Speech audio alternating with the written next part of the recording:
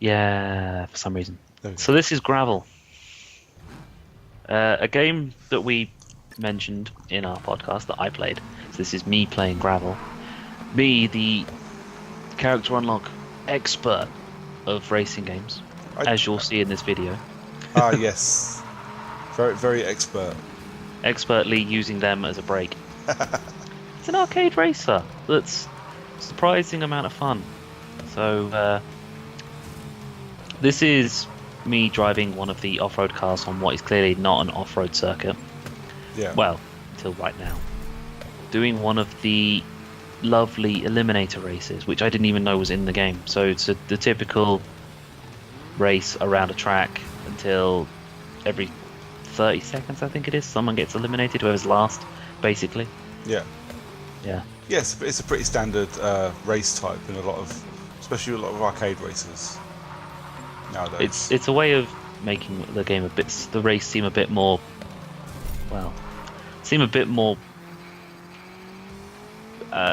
It varies the races up a bit, doesn't it? Yeah. It makes it look like you don't only have to be driving around in a circle. Now you can be driving around in a circle and being eliminated. Yeah. I didn't mean drive around in an actual circle. Keep going in a straight line. Fucking hell. Yeah. Tell us about Gravel. Yeah, it's a typical arcade rally game. So it's made by an Italian studio. Fuck, I've actually forgotten the name. Wow. Yeah. It's the effort that we put into this. This is why people come to us for reviews, mate. Yeah. But the only reason I realised it was an Italian studio, to be fair, was because when I was creating my character at the start, it defaults the nationality to Italian. Okay. For your character, which, it's not 100% the worst thing that they could do, really. No. But it's still a bit of an odd one. It's made by Milestone Games. Yeah. Who just as recently, made the Supercross game that we reviewed. Slated. Slated. See, clearly they didn't have a lot of creative input to the motocross game. It is chalk and cheese. Like, even just looking at this, it's chalk and cheese. Although the mud looks exactly the same here. Yeah. But it does at least look like there's some physics in there that are supposed to be there. It looks like a bit of fun. Oh yeah, it's the stadium trucks were pretty cool driving around. This is the first race you get thrown into right from the start. So at least it tells you how to drive. That's helpful. For way too long. I say it's still telling you how to drive. That's the thing, is that I've been holding down the accelerator for some time, and I was looking at it, and it wasn't going ahead. So I was like, do I release the accelerator? Did I press it too early? Should I take it off and put it back on again? That's a fun little thing. The arrows that appear around you to show you where your rivals are, because you can't quite see them on screen. So where to steer, so you can be a dick and knock them off the road. I think it's mostly to tell you where your opponents are, so that you know to not drive there. Yeah. But the little hints that come up, so the pressing the back to change camera, which you will see shortly, me doing it and going, yeah, this is much better. So does it feel like you've got different terrains? Obviously, we've got a lot of mud here. We've had road. A little later on, we get a snow thing. Does it feel like the car handles differently on each one of those? The thing is it actually feels differently on the different types of mud. Okay. So this mud, that's better than I was expecting. Yeah, this mud's more of a dusty mud, and you there's a bit more slide to it. Whereas the darker patch mud is a lot wetter, so there's less slide, but you also have a lot less grip. Yeah. So and then from what you see here is me going from a lot of grip in a straight line to none, and driving straight into a wall. Yeah. Several times, if I remember rightly. Yeah, because what I learned from this point, where you press the play button? Yeah. You don't get control of the car straight away. Ooh, while it's moving you forward in this sort of slow motion thing, yeah, you have no control over that. Oh, okay.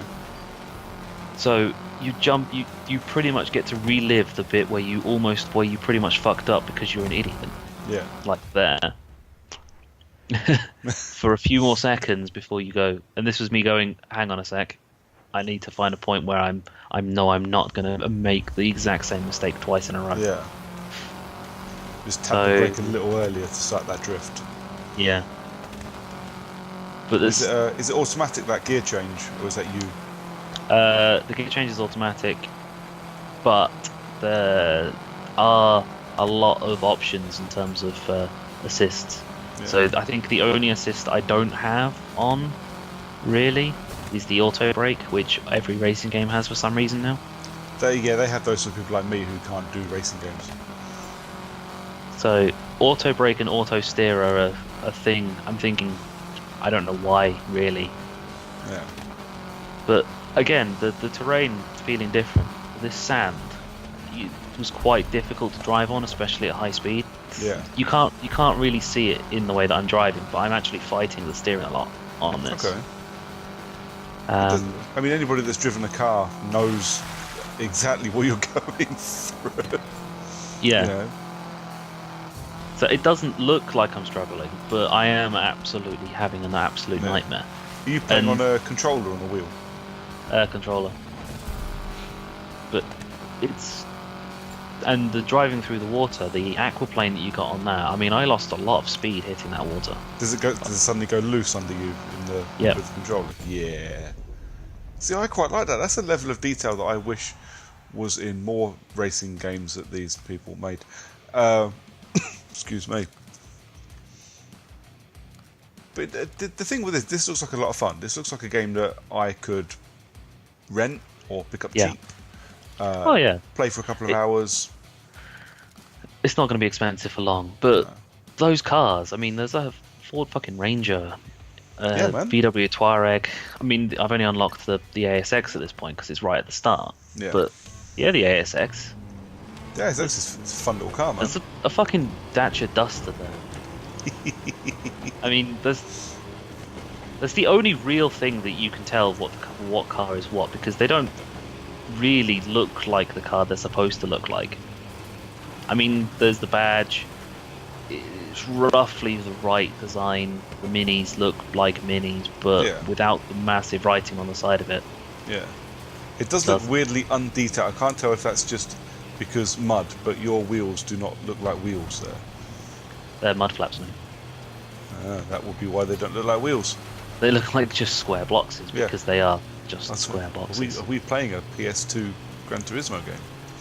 Yeah. Just flat wheels. Yep.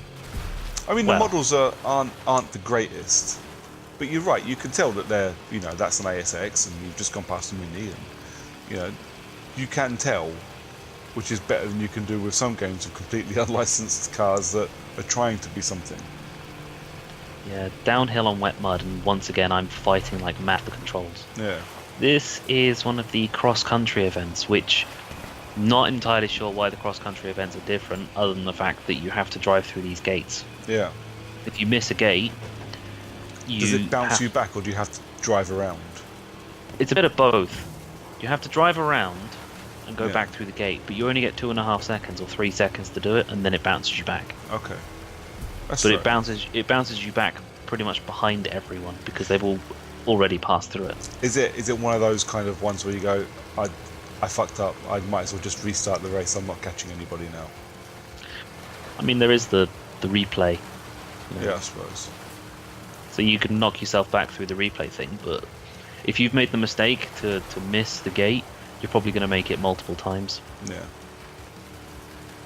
So I don't know why the cross-country events... So the cross-country events have 3 points on the map. So you get point 1, point 2, and point 3. Not entirely sure where they come from because it's only one race, one completion point. Okay. And this is me not realising where the fuck I'm supposed to go until the last second. Awesome. But so one does this thing rewind the whole race? Like everybody rewinds as well? Yeah. Okay. Did you ever play like the SSX remake? Oh, when you rewound and it just moved you back. It rewound you, but everybody else still kept going. I was like, well, what is the point? Pretty sure that was because the SSX remake was just ghosts. Pretty much. But the ghosts you could always see when someone else was doing the rewind because their character would just stop suddenly and just appear somewhere else. What is this car you're driving? Is this a Porsche? This is a Porsche. Okay. Porsche 911, some kind of classic, and this is 98, I think, Subaru Impreza. Yep. Which is 98 is the original Colin McRae one. Yep. It looks kind of like it's attempted to that design with the dark blue and yellow, green. So it's, and the same with that the Ford next to me there on that one, and this one. It's got this Repsol car. Yeah. It's like they've got partial licensing where they can go, you know what? Let's slightly hint towards what it is that we're paying for, but not actually pay anyone because we're just far enough away. And I think this is an Abarth 131. Alright, looks like a Lada Riva. It might well be, but I'm pretty sure it was an Abarth 131. It probably is. It just looks like a Lada Riva. That's all I thought it was when I was editing the video. I was like, why are you driving in a fucking Lada? But this is what I mean. This is with the Supercross game that really kind of disappointed me. Not least of all because I'm shit at Supercross games, but like you got none of this when you were driving in the rain. It didn't even look this good. You know, the weather here might not be dynamic, but it's clearly affecting the race. It's clearly affecting your vision. It didn't previously. So yeah, this definitely feels like the A team made this one, whereas the B team were heavily involved in some monster branding. Yep. Yeah, more mini driving. And me driving like a complete dickbag because that guy's in front of me and I don't want him to be anymore. That's right. This guy vanishes in a sec. Oh yeah, he missed the gate. Alright. You don't see it in that video really, but if you looked at the map he pinged back to a gate that he missed. Ah. So missing gates actually affects your opponents as well, and snow. Yep. So this is, I can't remember what track. I don't think it was one of the Alaska ones, but it was like something. Name something really stupid like White Mountain. Snow. White Castle. It's White Wolf. White Queen. White something. And it's a proper, like the snow feels snowy. Yeah. Like more so than the Milton Keynes right now. Yeah. See, this is why I asked though, because you could see that like effort had been put into, you know, putting snow on the ground and making that snow vanish under your wheels. So I was curious as to if it also affected how you drove. Yeah, I don't think the game is affected enough. I think maybe I'm expecting a bit too much from a small-ish studio, but the tyre marks don't stay lap by lap. No, they don't. They don't. That is a big ask, though. That's Levolution levels of money. Yeah. For stuff like that. But you know, for a mid-tier studio, for a mid-tier game, is it a mid-tier price? I don't know. I want to say yeah. I think it's like £40-ish. That's not too bad. So I suppose. So. Yeah, driving like a dick, getting punished for it. Yeah. But that's the important thing. If you get cocky about it, does it punish you? And yes, it clearly does. And this is me almost making the exact same mistake again. And it's pretty obvious when I've made a mistake where I'm going, you know what, fuck this, and then make more mistakes, and it just gets worse. It's pretty obvious when you made a mistake when you're suddenly driving on the side of the car. Yeah. But I make a mistake, and then I rewind, and I get pissed off at myself for making a mistake, and then drive a bit harder. And because I made a mistake by driving hard, I then do this. Excellent. So the question is, should I buy it? Should I rent it, or should I just not fucking bother? Rent it. Yeah? It's rentable. It's not enough of a game to pay money for directly. Stick it on my list. Few races, few achievements. Few achievements. If you're struggling for a game to play towards the end of the year-ish, maybe it might go free on Games with Gold. Okay. Cool. It's a fun game.